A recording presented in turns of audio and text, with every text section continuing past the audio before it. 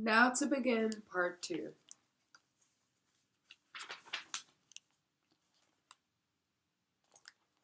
Chapter 14. On to Earlshall. The next day was also a very sad one.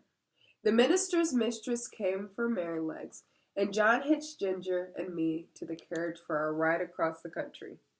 That day we had to say goodbye to everyone we had lived so happily with.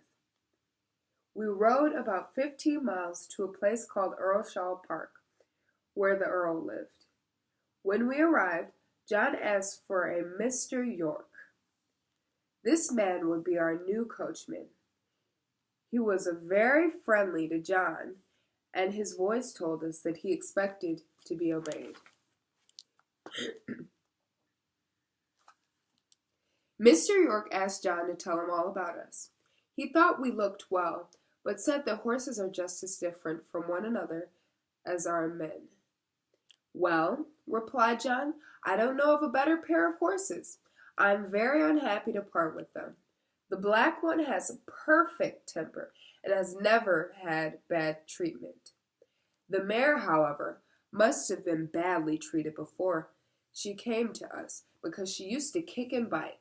In the last 3 years she has been treated well and has behaved well, but she is more easily irritated than the black horse. That is good to know, said Mr. York. One other thing you must know, said John. It is that these horses are not used to be ridden tightly. They have not worn check reins at Birtwick. The master believed it was bad for the horses. I quite agree with that, but the mistress here wants the horses reined tightly, Mr. York said. She likes for her horses to hold their heads high. It is fashionable. I'm sorry to hear that, said John. I had heard many bad things about check reins. They were made to be shortened or tightened.